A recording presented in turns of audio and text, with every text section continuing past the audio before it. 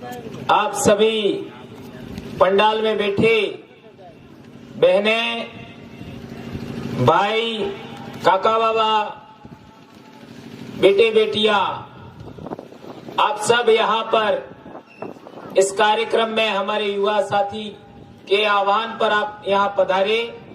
आप सबका अभिनंदन करता हूँ और इतनी बड़ी संख्या में हमारी माँ बहनें आई हैं, उन सबका दिल से अभिनंदन करते हैं हम लोग। आज हमारा जो यहाँ कार्यक्रम चल रहा है उसमें आज मैं थोड़ा सा पहले बोल रहा हूँ, उसके पीछे एक कारण है कि आज 2 मीटिंग है।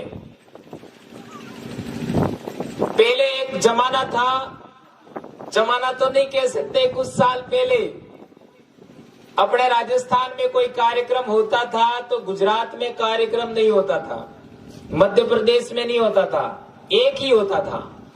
और उसमें मध्य प्रदेश के भाई है वो भी आर्थिक सहयोग करते थे, गुजरात वाले भी करते थे। आज इतना जन जागरण हो गया है कि जो संख्या चाहिए, जो आर्थिक सहयोग चाहिए वो लोकल हो गया है। पूरे जिले के लोगों को भी सहयोग करने की जरूरत नहीं होता है, पूरे हमारे 3-4 जिलों के भी सहयोग करने की आवश्यकता नहीं पड़ती है। इतना बड़ा हमारा कारवां आगे बढ़ गया है, उसमें आप सबका बहुत योगदान है। और आज हम लोग ये 3-4 पालों के बीच में हम लोग यहाँ पर कार्यक्रम कर रहे हैं। यहाँ पर हमारा कार्यक्रम जो वार्षिक कार्यक्रम था आदिवासी परिवार स्थापना का, वो यहाँ पर कार्यक्रम करने का था, लेकिन थोड़ा सा दुर्घटना की वजह से हम उसको कर नहीं पाए, इसलिए हम लोग आज कार्यक्रम कर रहे हैं। तो आज ही के दिन एक दूसरा कार्यक्रम बांसवाड़ा में भी है, वो ट्रेनिंग का है, तो उसमें मुझे जाना है, इसलिए मैं थोड़ा पहले बोल रहा हूँ। तो हमारे बहुत सारे वक्ता लोग हैं, वो आपको पिन पॉइंट जानकारी देंगे। हमारे दिल्ली से मैडम और हमारे Jitendra doctor sir, professor sir वो भी आए हैं, अर्जुन भाई आए हैं, वो भी आपके बीच में बात रखेंगे। और हमारे बबीता मैम है और बहुत सारे भाई हमारे यहाँ पर बीच में आ रहे हैं। भाई गिरवा से अमित भी आ रहा है, अपना जितेश भी है और बहुत सारे वक्ता हैं। अभी आप देख लीजिए, थोड़ी देर पहले दीक्षा ने 2-5 बातें आपके बीच में रखी। ये छोटी उम्र के बच्चे पिन पॉइंट जानकारी अभी रख रहे हैं और जब जो समाज के बीच में आर्टिकल 2441 के बारे में कई अधिकारी कर्मचारी भी नहीं जानते, आज हमारे छोटे छोटे बच्चे जो पढ़ रहे हैं वो बात ये जानकारी रख रहे हैं और बोल रहे हैं। ये आप सबकी मेहरबानी से हुआ है, आप सबके साथ सहयोग से हुआ है, ऐसा हम कहना चाहते हैं। दोस्तों, ये जो हम लोग आज जहां बैठे हैं, इस इलाके में हमारे पूर्वज राजा हुआ करते थे और हमारा अंतिम राजा था सोनारा भील। कौन कौन जानते हो? हमारा राजा था, हमारा पूर्वज सोनारा भील 13वीं शताब्दी तक। और 13वीं शताब्दी में सोनारा भील को हरा करके राठौड़ों ने इस इलाके के अंदर अपना राज कायम किया। और राठौड़ों के बाद आपका सिसोदिया वंश, जिसका चुंडावत और आपका ये जो सलुम्बर में जो वर्तमान में जागीरदार हैं, उनके पूर्वजों ने यहाँ अपनी जागीरदारी कायम किया। चुंडावत और शक्तावत 2 बड़ी शाखाएं हैं। तो मेरे कहने का मतलब यह है कि चुंडावतों और शक्तावतों से पहले यहाँ पर राठौड़ों का राज था और राठौड़ों से पहले किसका राज था? भीलों का राज था। और भीलों का अंतिम राजा कौन था? सोनारा भील। यह हमें नहीं भूलना चाहिए। आज भी सोनारा भील के नाम पर बहुत कुछ अवशेष है। उनकी पत्नी के नाम पर आपका मंदिर भी बना हुआ है और वहां पर हमारे दायमा परिवार के लोग हैं, आज भी सेवा पूजा का काम करते हैं, ये आप सब जानते हो। वहां पर कुछ 1-2 साल पहले की घटना है, वहां पर हमारे आदिवासी धर्म ध्वजा चढ़ाने को लेकर विवाद हुआ था और कई लोगों ने हमारे समाज को गुमराह किया कि हमारा ये ध्वज है, हमारा ये ध्वज है। अरे हमारे समाज में धर्म ध्वजा जिसको हम लोग नेजा बोलते हैं, लेसड़ी बोलते हैं, वो कौन सी है ये पहले तो समझो।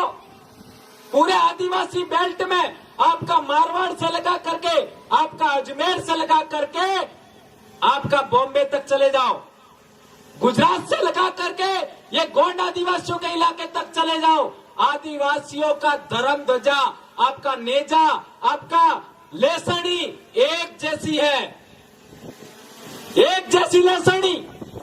गोंड आदिवासियों की लेसड़ी और आपका रामा पीर की लेसड़ी भी एक जैसी है। इस बात को हमें समझना पड़ेगा। हमारे पूर्वजों की लेसड़ी के अंदर सूरज, चंद्रमा और तारावली होती है। ये देख लो, यहाँ कहीं ध्वजा लगी थी, यहाँ ऊपर है शायद, ये देख लीजिए। उसके अंदर सूर्य भी होता है और चंद्रमा भी होता है और तारावली भी होती है।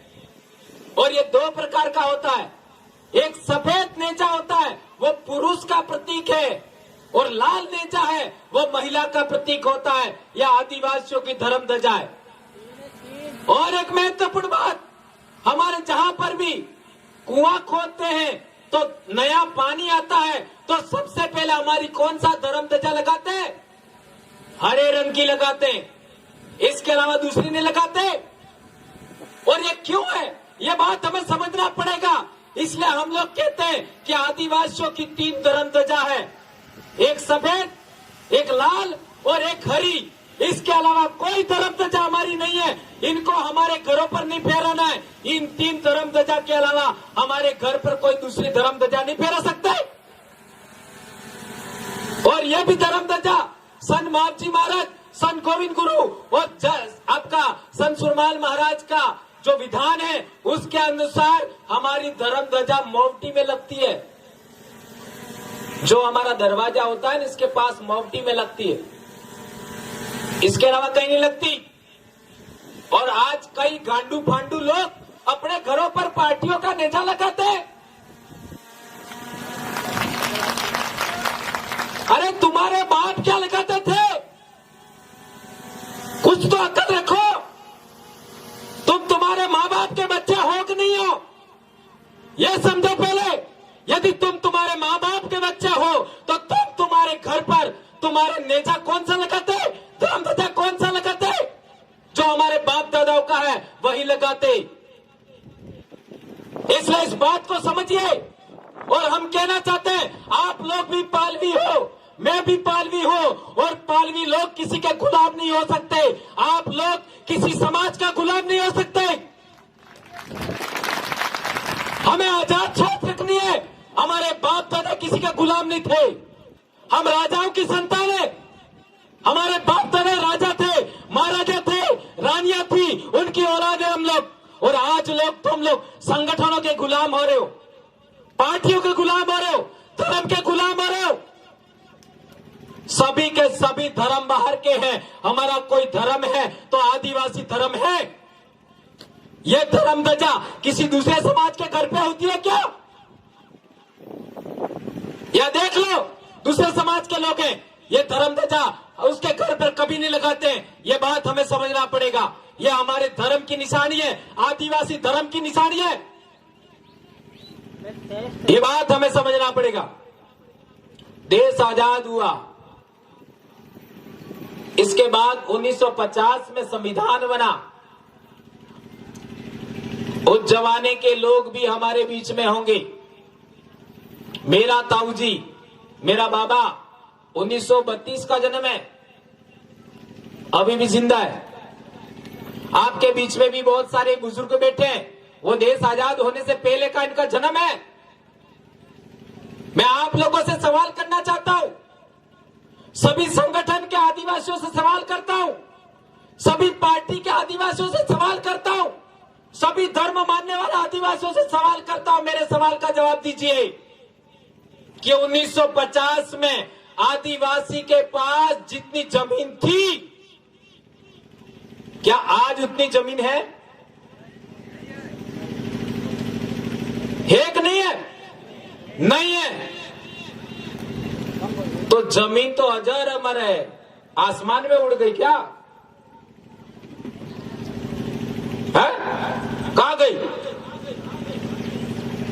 देश आजाद होने से पहले अंग्रेज लोगों ने हमसे वन कानून बनाया,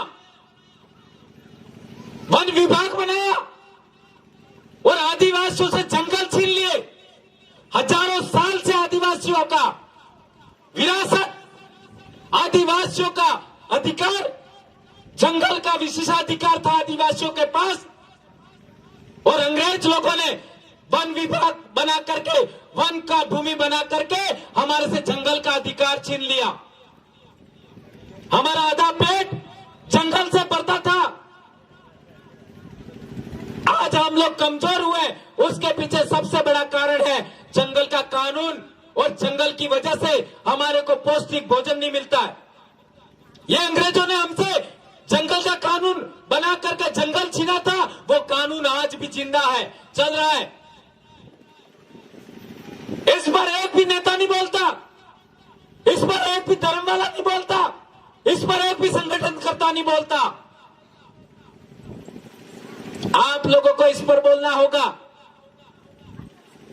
तो मैं कहना चाहता हूं कि 1950 के बाद हमसे सरकारों ने भी जमीन छीनी। किसके नाम पर? डैम बनाने के नाम पर, नहर बनाने के नाम पर, सड़क बनाने के नाम पर, अभयारण्य बनाने के नाम पर,